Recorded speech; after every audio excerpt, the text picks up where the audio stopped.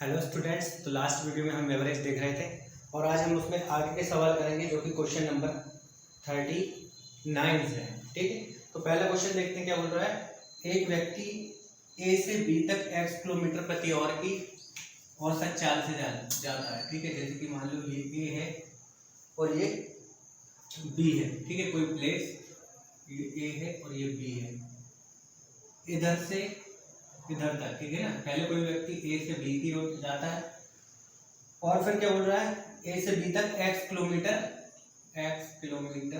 Per hour की चाल से जाता है तथा वापस बी से ए तक, और यहाँ से यहाँ पहुंचने के बाद अगली बार क्या होता है, वो बी से ए वापस जो है वो y किलोमीटर पर आवर की चाल से वापस आ जाता है ना, औसत चाल से लौट आता है। पूरी यात्रा में उसकी औसत चाल कितनी है हमें ये बताना है। ठीक है, हमें कुछ भी नहीं करना, ध्यान रखना है कि जब भी डिस्टेंस फिक्स हो, देखो ए से बी तक ये जा रहा है x किलोमीटर पर आवर की औसत चाल से, डिस्टेंस यहाँ फिक्स है जो भी हमें नहीं पता, कुछ होगी, और अगली बार वो यहाँ से यहाँ पहुँचने के बाद यहीं से क्या होता है, वापस रिटर्न होता है ना। तो डिस्टेंस तो फिक्स है, यहाँ से यहीं गया और यहीं से यहाँ लौटा। तो जब भी ऐसा केस होता है, ठीक है ना, डिस्टेंस सेम हो और दो अलग अलग चाल से व्यक्ति एक बार जाने के लिए अलग चाल का यूज़ करता है और दूसरी बार आने के लिए अलग स्पीड से आएगा, तो आता है ना दूसरी स्पीड से, तो हमें कुछ भी नहीं करना है। और हमसे पूछे औसत चाल निकालना, तो हमें एक फॉर्मूले का यूज़ करना है, 2 × xy upon x plus y।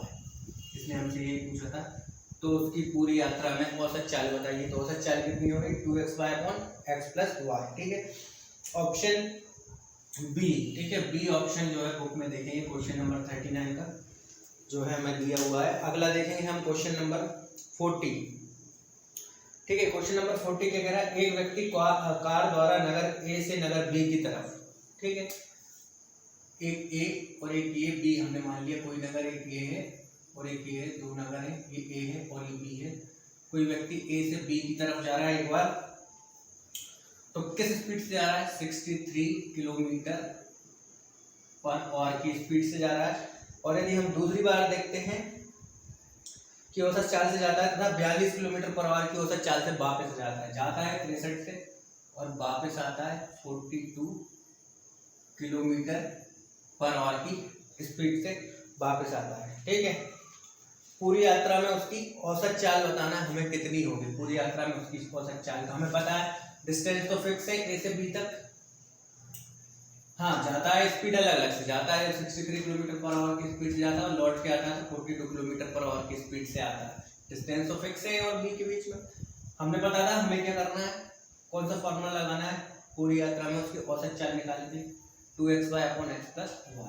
तो देखेंगे हम, तो 2 × x मतलब पहली स्पीड क्या है, तो हम लिख सकते हैं यहाँ पर 63 और y मतलब दूसरी स्पीड जो कि कितनी है 42 अपॉन x प्लस y मतलब 63 और 42 का जोड़ देंगे।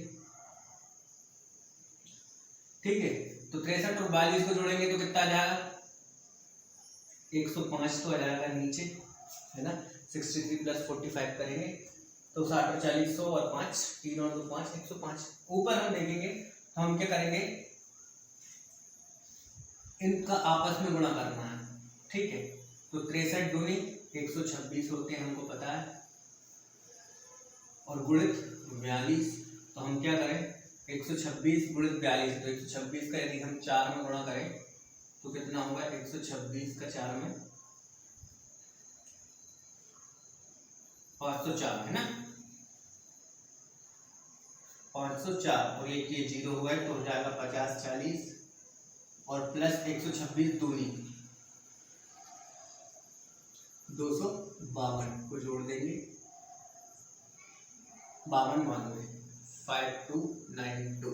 जब 126 का हम 42 में गुणा करेंगे तो 5292 आएगा। ठीक है, और इसको डिवाइड कर देंगे 105 से, तो हम देखेंगे कितनी बार जाएगा ये, 105 से 4 बार, है ना, 5 बार जाएगा, 105 बन जाए, है ना, 105 से 5 बार में गया तो 525 होगा, बचे 4 तो पीछे हो जाएगा 2, 42, तो लगाएंगे हम 0 और यहाँ आ जाएगा 0, तो कितनी बार जाएगा, पर नेट थे 40, 50.8, तो ये हमारा आंसर जाएगा 50.8। देख लेते हैं बुक में क्या दिया हुआ है आंसर, 50, यहाँ कितना हुआ है 529, 5 चौके 4 5 20 0 सिलाई 2 4 कम 4, सॉरी यहाँ 4 बार जाएगा पूरा 50.4। तो ये हमारा आंसर आ रहा है जो कि बुक में हमें ऑप्शन नंबर बी में मिल जाएगा। हमने कुछ भी नहीं किया, जो हमारा फॉर्मूला है एवरेज औसत निकालने का, औसत गति निकालने का या एवरेज स्पीड निकालने का, 2xy/x+y, x मतलब x की जगह 63 रख दिया हमने, y की जगह 42 और नीचे दोनों को जोड़ दिया तो 105। ऊपर हमने पहले इन दोनों को गुणा कर लिया तो 126 आ गया इंटू 42, 126 का जब मैंने 42 में गुणा करा तो 5292 आया, उसको 105 से डिवाइड करा तो 50.4 हमारा आंसर आ गया। इसने हमसे क्या पूछा था, पूरी यात्रा में उसकी औसत चाल कितनी है, 50.4, option number B. Now we will see the next one which is question number 41। क्या बोल रहा है, एक स्थान ए से स्थान बी तक एक मोटरसाइकिल की औसत गति 65 किलोमीटर पर आवर है। एक सेकंड ना, इसको रब कर देते हैं।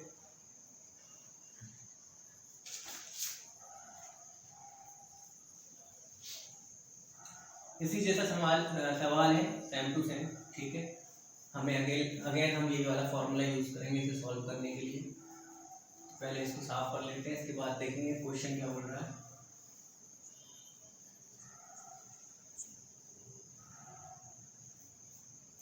हाँ भाई देखो क्या बोल रहा है, 41, एक स्थान ए से स्थान बी तक एक मोटरसाइकिल की औसत गति 65 किलोमीटर पर आवर है। स्थान ए से स्थान बी तक, ठीक है, कोई मोटरसाइकिल की बात हो रही है, ठीक है, ये लो मोटरसाइकिल बना दी। ए से बी तक कोई मोटरसाइकिल की गति जो है 65 किलोमीटर पर आवर है, ठीक है, जब ये जाता है और जब ये लौट के आता है ए से बी पहुंचने के बाद बी से वापस आएगा ए की तरफ, तो इस आने की स्पीड दी हुई है 60 किलोमीटर पर आवर है। तो पूरी यात्रा में मोटरसाइकिल की औसत गति कितनी है हमें ये बताना है, ठीक है। कोई दिक्कत नहीं, हमें आता है, स्पीड सेम होती है, सॉरी डिस्टेंस सेम हो, स्पीड अलग अलग हो और एवरेज पूरी यात्रा में हमसे औसत चाल पूछे तो हम ये फॉर्मूला यूज करेंगे। तो 2 × x मीन्स 65 और y मीन्स 60 और नीचे 125, क्योंकि 60 और 65 को जोड़ेंगे तो कितना आएगा 125। अभी हम काटना है तो हम काट सकते हैं, ठीक है, 5 दूनी 10 बचेंगे तो 25, यहाँ से काट दिया, ठीक है, फिर काट सकते हैं। अब नहीं कटेगा तो हम क्या करते हैं, मल्टीप्लाई, 13 दूनी 26 और 26 गुणित 12 और नीचे कितना रहेगा 5, 26 दाम के हो जाएंगे 260 और 26 दूनी 52, 260 में हम 52 जोड़ देंगे तो कितना जाएगा 312 डिवाइडेड बाई 5 और 312 को जब हम डिवाइड करेंगे 5 से तो 5 6 जा 30 बचेगा 1 तो 12 हो जाएगा, 5 2 10 बचेगा 2, डेसिमल लगा के 5 4 20, 62.4 ये हमारा आंसर आ गया। देखते हैं क्या ऑप्शन दिया हुआ है, कौन सा ऑप्शन में, ऑप्शन नंबर सी में बुक में देखेंगे, ऑप्शन सी पे दिया हुआ है 62.4, क्वेश्चन नंबर 41 का आंसर। अगला देखेंगे हम। अच्छा हाँ, एक सवाल हमारा 37 नंबर का सवाल जो है पिछले लेक्चर में शायद हमसे छूट गया था, है ना, बाय मिस्टेक, तो मैं बता देता हूँ क्योंकि वो बहुत अच्छा, ये बहुत अच्छे लेवल का क्वेश्चन है, ठीक है, तो देख लेंगे। अभी मैं करवा लेता हूँ क्वेश्चन नंबर 37। हाँ एक चीज़ ध्यान रखेंगे, बुक में देखेंगे तो दूसरे तरीके से दिया हुआ है, शायद आपको समझ में भी ना आए या लेंथी लगे, बट मैं जिस मेथड से बताऊँगा उसी मेथड से करना है जब भी इस टाइप का क्वेश्चन आएगा। तो क्या बोल रहा है, एक वर्कशॉप में कार्यरत सभी कर्मचारियों का औसत वेतन, ठीक है, पूरा कोई वर्कशॉप होगी जिसमें जितने भी कर्मचारी होंगे सबका औसत वेतन जो है, ठीक है, एवरेज इनकम या सबका औसत वेतन कितना दे के रखा हुआ है 8000 रुपये। आगे बोल रहा है जितने भी है ना, उनमें से 7 की बता रहा है कि उनमें से 7 का औसत वेतन कितना है 12000। जितने भी लोग हैं टोटल उनमें से 7 लोगों का बता रहा है कि 7 लोगों का औसत वेतन 12000 रुपये तथा शेष कर्मचारी, ठीक है, शेष या रिमेनिंग जो भी बचे हुए, ठीक है, हिंदी में भी लिख देता हूँ शेष, तथा शेष कर्मचारियों का औसत वेतन जो है वो है 6,000 रुपये। तो हमें बताना है सभी कर्मचारियों की संख्या, ठीक है। एक बार फिर से देख लेते हैं, एक वर्कशॉप में जितने भी हैं लोग, ठीक है ना, सभी कर्मचारियों की औसत इनकम या औसत वेतन कितना 8,000 रुपये, जिनमें से 7 कर्मचारियों के औसत वेतन 12,000 रुपये है, तथा जितने भी शेष बचे उन शेष का औसत वेतन 6,000 रुपये है। तो हमें बताना है फैक्ट्री या जो भी था वर्कशॉप, उसमें काम करने वाले टोटल व्यक्तियों की संख्या, ठीक है ना। तो कैसे करेंगे इस सवाल को देखेंगे। मैंने बताया था पहले भी, पिछले लेक्चर में भी, इस टाइप का क्वेश्चन जब भी आएगा तो हम इस मेथड को फॉलो करेंगे। यहाँ कर लेते हैं ना, जितना भी होता है ओवरऑल वाला वो आता है बीच में, मैंने बताया था। यहाँ सभी का दिया हुआ ना, सभी की इनकम 8,000, तो बीच में आ गए। अब बोल रहा है इनमें से 7 लोगों की कितनी है 12,000, तो 7 हमने यहाँ लिखा, अब ऊपर 12,000 और रिमेनिंग यानी कि शेष, हमें नहीं पता शेष, तो हमने मान लिया x, और बाकी के जितनी उनकी कितनी है 6,000, ठीक है। अब हम ये भी देख, यदि आपने पहले मेरे देखे हुए हैं वीडियो तो आपको पता है अब आगे करना है। इस 12 में से 8 जाएगा तो बचेगा 4,000, और इस 8 में से 6 जाएगा तो बचेगा 2,000, ठीक है। इसको हम सिंप्लीफाई भी कर सकते हैं, ठीक है, काट दिया हमने, रेशो में है इसलिए क्योंकि, तो 1:2 का रेशो हो रहा है। इसका मतलब कि क्या कहना चाह रहा है कि ये 1 और ये 2, मतलब टोटल यदि फैक्ट्री में 3 लोग होते तो उसमें से एक की औसत वेतन इतना होता और 2 का औसत वेतन इतना होता। बट हमारे एक का औसत वेतन 12,000 नहीं है, सवाल में कितने का दिया है 7 का औसत वेतन 12,000 है। तो हमें क्या करना पड़ेगा, हमें इस एक को बनाना पड़ेगा 7, है ना, क्योंकि 7 का औसत वेतन सवाल में 12,000 दिया हुआ है, जबकि हमें यहाँ पर सिंप्लीफाई करा तो ये 1 और 1 2 आ गया। इसका मतलब एक का वेतन 12,000 आ रहा है, तो हमें इस एक को 7 बनाना पड़ेगा। तो कैसे करेंगे कि एक में 7 को गुणा करेंगे कितना जाएगा 7,000, तो हमें जब यहाँ गुणा करा तो हमें 2 में भी करना पड़ेगा, है ना।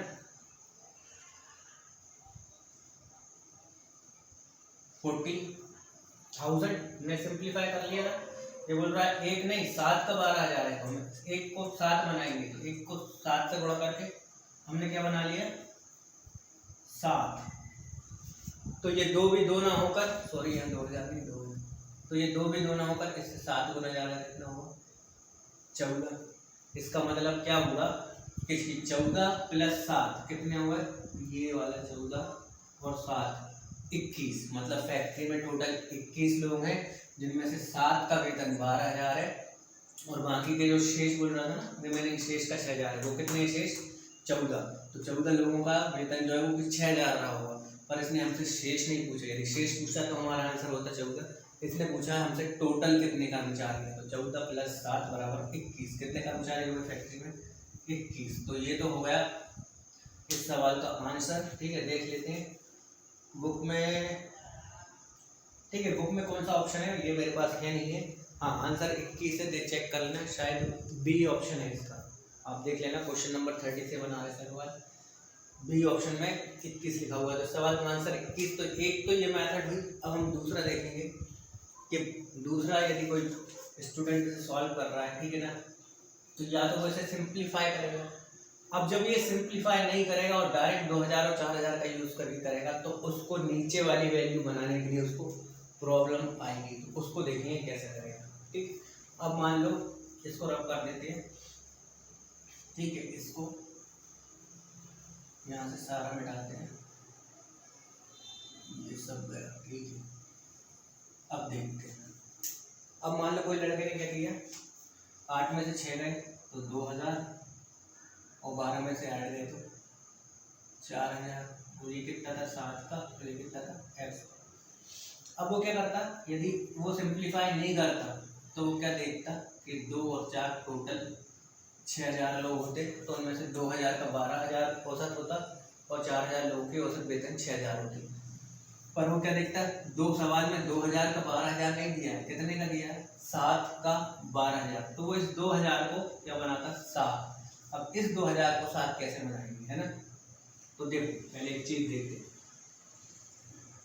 मान लो कहीं पे लिखा है 5 और मुझे क्या करना है, इसको 35 बनाना है, सॉरी 60 बनाना है। कितना बनाना है, 7। तो कैसे करूँगा मैं, 7/5 के यदि इसमें गुणा कर दूँ, इस 5 से 5 कट जाएगा तो बन गया ना ये 7, है ना। बस यही हमें यहाँ करना है, मतलब हमें 2000 को क्या बनाना है, 7। तो हम क्या करेंगे, 2000 में गुणा कर देंगे 7/2000। तो इस 2000 से 2000 कट जाएगा और हमें 7 चाहिए था तो 7 मिल जाएगा, ठीक है। तो समझ गए। तो 2000 में हम गुणा कर देंगे 7/2000 का, तो इस 2000 से 2000 कट जाएगा और जो 7 चाहिए था हमें वो 7 ही मिल गया। तो यदि हमने यहाँ पर गुणा करा तो हमें यहाँ भी करना पड़ेगा, क्योंकि हमें पता है रेशो में हम जब भी चेंज करते हैं तो दोनों तरफ बराबर चेंज हो जाता है। तो ये भी 4000 4 ना होकर इससे 7 गुणा में क्या कर देंगे, 7/, है ना, 2000, 7/2000 गुणा करेंगे। यहाँ पे भी किया था 2000 से ये 4000 2 बार में चले जाएगा और 2 सत्ते कितना जाएगा, 14। और यहाँ तो 7 आ ही गया, 2000 से 2000 कट गए, 7 एकम 7। तो क्या मतलब है कि टोटल 14 और 7 21 लोग होते हैं। तो उसमें से 7 की सैलरी इतनी होती है एवरेज औसत वेतन, और 14 की 6000 होता है। पहुँच गए ना वही 21 पर, जो कि हमने इसको सिंप्लीफाई करके करा था। तो मैंने दोनों तरीके से बता दिया है, ठीक है, आपको जैसे समझ में आया हो। अगला देखेंगे हम क्वेश्चन नंबर 42, इसको कर देते हैं अब। क्वेश्चन नंबर 42 क्या बोल रहा है,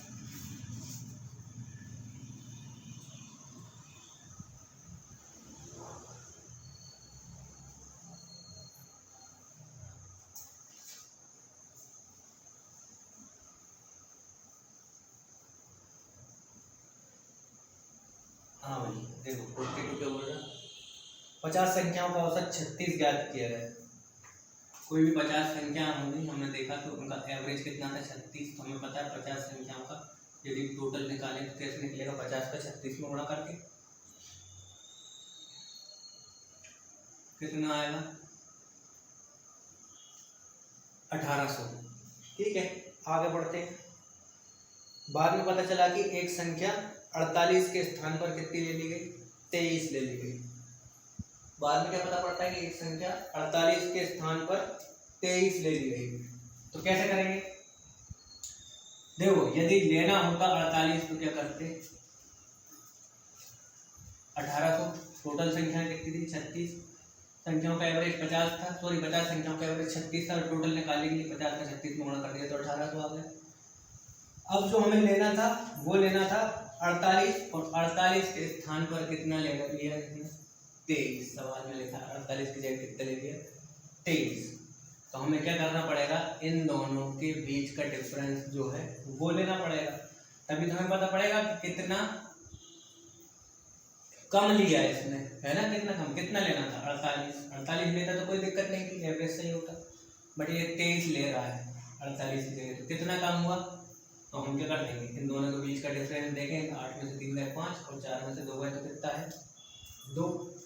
इसका मतलब हम यदि इसमें 25 जोड़ दें तो हमारा एवरेज सही हो जाएगा। क्यों, क्योंकि हमें 48 लेना था, इसमें 23 लिया था, तो कितना कम ले लिया इसने, 25। 25 और 23 48। तो जो 25 कम लिया था तो हमने से जोड़ दिया, तो अब ये एक्यूरेट सही हो गया। अब इसने पूछा क्या था, तो शुद्ध औसत बताइए। तो ये 1800 और 25 कितने हुए, 1825 हो गए ना। अब शुद्ध औसत मतलब सही औसत बताना है। तो जब सही हमने 1825 निकाल लिया टोटल, और टोटल संख्या कितनी थी, 50, तो 1825 को हम 50 से डिवाइड कर देंगे, ठीक, 10 बार, 365 बार, और 365 को 10 से डिवाइड करेंगे तो 36.5 ये हमारा आंसर। बुक में देखेंगे तो ऑप्शन सी में 36.5 लिखा हुआ है। तो अगला देखेंगे 43 क्वेश्चन, ठीक है। 42 भी कंप्लीट कर लिया। 43 क्या बोल रहा है, 25 लड़कों की औसत ऊंचाई 1.4 मीटर है। इस ग्रुप में से 5 लड़कों के कैंप छोड़ देने के बाद शेष लड़कों की औसत ऊंचाई में 0.15 मीटर की वृद्धि हो जाती है। जाने वाले 5 लड़कों की औसत ऊंचाई कितनी है? ठीक है ना, ये क्वेश्चन है। तो इसको करते हैं रफ और देखते हैं अगला क्या बोल रहा है।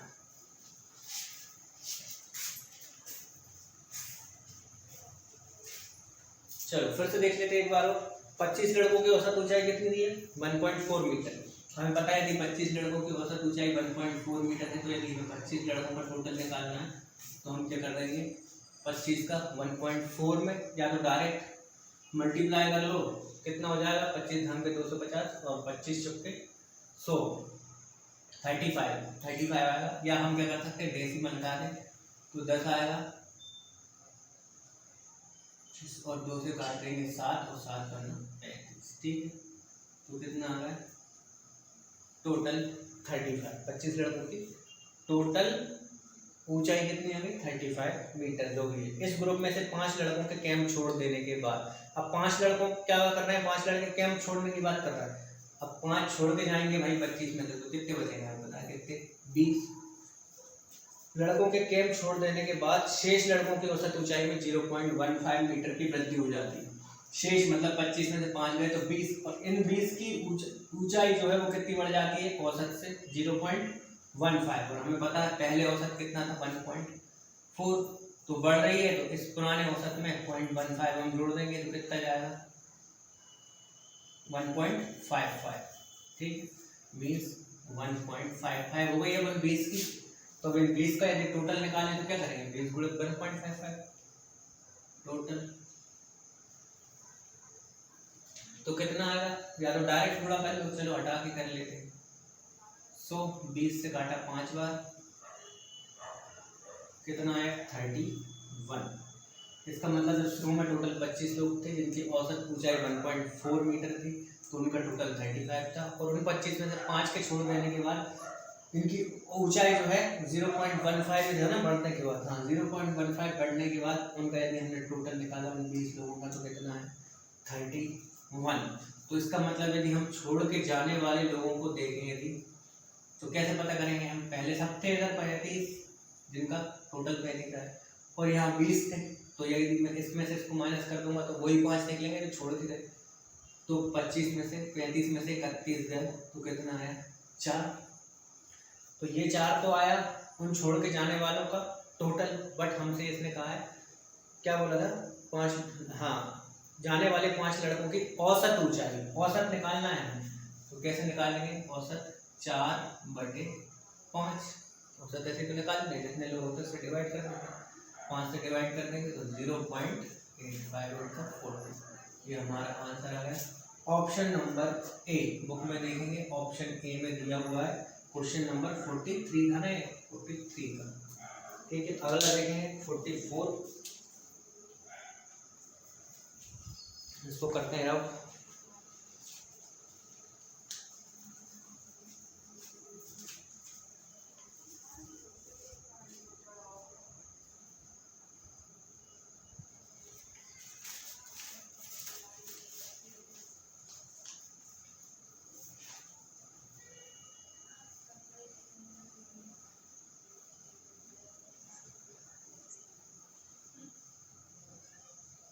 चलिए 44 क्या बोल रहा है, 512 पृष्ठ वाली एक पुस्तक में छपाई की त्रुटियों का औसत संख्या 4 प्रति पृष्ठ। एक बुक की बात हो रही है, बता रहा है कि टोटल उस बुक में कितने पेज है 512।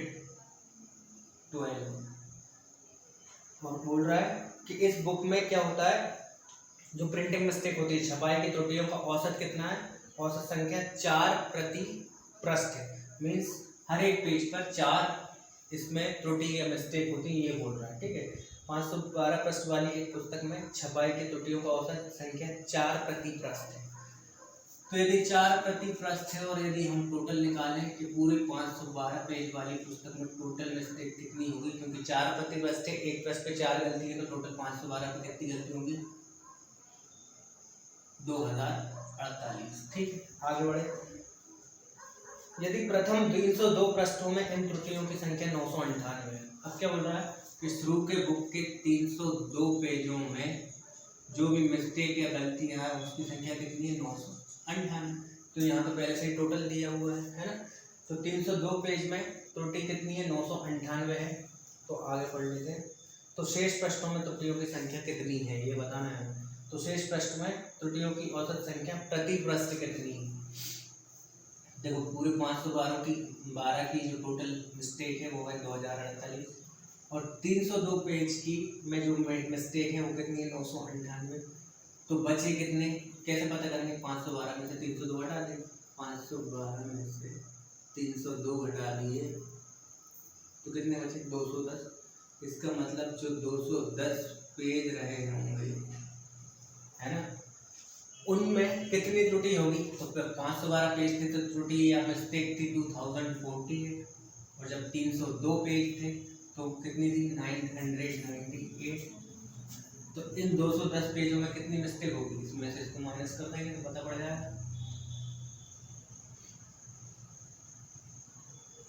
1050।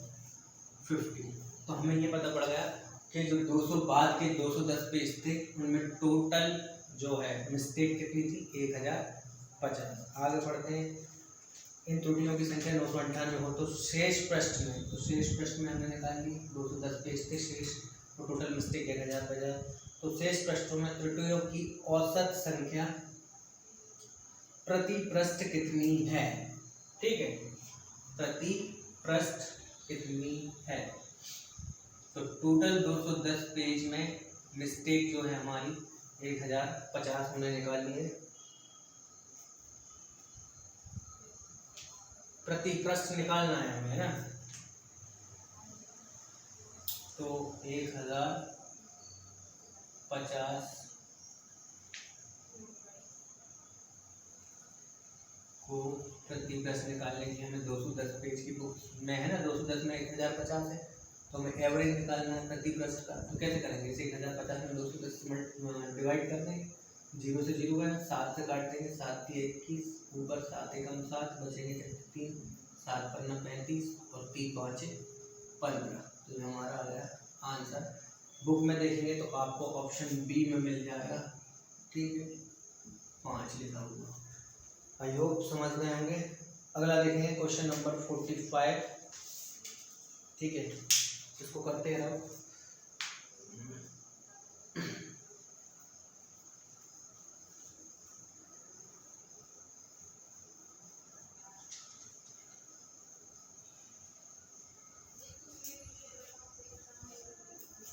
देखो क्या बोल रहा है, एक थैले में कुल 10 गेंद हैं। बॉल की बात हो रही है, कोई थैला है जिसमें टोटल कितनी है?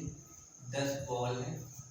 एक थैले में कुल 10 गेंद हैं जिनमें से कुछ लाल तथा कुछ सफ़ेद है। जिनमें से कुछ लाल है, ये रेड है, और बाकी जितनी भी है वो कितनी है? क्या है वो? वाइट है। सभी गेंदों का औसत मूल्य 28 रुपीज़ पर बॉल है। 28 रुपीज़ पर बॉल है ऑल का, ठीक है, औसत मूल्य, एवरेज प्राइस। सभी गेंदों का औसत मूल्य 28 रुपीज़ पर बॉल है, मतलब एक बॉल 28 रुपये की आई, इस हिसाब से सभी गेंदों का एवरेज 28 रुपीज़ पर बॉल है। यदि लाल गेंदों की औसत मूल्य ₹25 पर गेंद हो, ठीक है, यदि रेड बॉल जो है उनका एवरेज कितना हो? 25 रुपये पर गेंद हो, 25 रुपीज़ पर बॉल हो, तो और सफ़ेद और जो वाइट है उनका एवरेज जो दे के रखा है इसने वो रखा है 30 रुपीज़ पर बॉल हो, तो हमें बताना है सफ़ेद गेंदों की संख्या, वाइट गेंद कितनी है। ये एक और क्वेश्चन समझ लेते हैं। एक झोला है या एक बैग है, इसमें टोटल 10 बॉल हैं जिनमें से कुछ लाल है और बाकी जितनी भी बची वो वाइट है। सभी गेंद जितनी भी है ना, तो जितनी भी है मतलब 10 बॉल, सभी गेंदों का एवरेज जो है वो 28 रुपीज़ पर बॉल है। जिनमें से लाल कलर की जो बॉल होंगी उनका एवरेज जो है वो 25 रुपीज़ पर बॉल है, मतलब जो जितनी भी लाल कलर की हो, 2 3 4 इन 10 में से, मतलब हर एक बॉल कितने रुपीज़ की है? 25 रुपीज़ की है, ठीक है। ऐसे ही वाइट जितनी भी है वो एक हर एक कितने की? 30 की दिया है ना। वाइट का पर बॉल एवरेज कितना देकर रखा है? 30। तो हमें पता है, हम कई बार कर चुके हैं। इसको किस मेथड से करेंगे? ये वाली से, ओवरऑल बीच में, यहाँ मैंने रेड लिख लिया, ये वाइट लिख लिया, और रेड का कितना दिया हुआ है 25 रुपीज़ पर बॉल, और वाइट का कितना दिया हुआ है 30 रुपीज़ पर बॉल। मैंने वाइट यहाँ लिखा इसलिए यहाँ 30 लिख दिए, यहाँ रेड लिखा था यहाँ पे 25 लिख दिए। इधर भी लिख दोगे, एक्सचेंज भी कर दोगे तो भी फर्क नहीं पड़ेगा, ठीक है ना, एक ही बात है। अब हम क्या करेंगे, 30 में से 28 घटाएंगे तो कितना है 2, और 28 में से 25 घटाएंगे तो कितना है 3। इसका मतलब क्या हुआ, टोटल 5 बॉल हैं,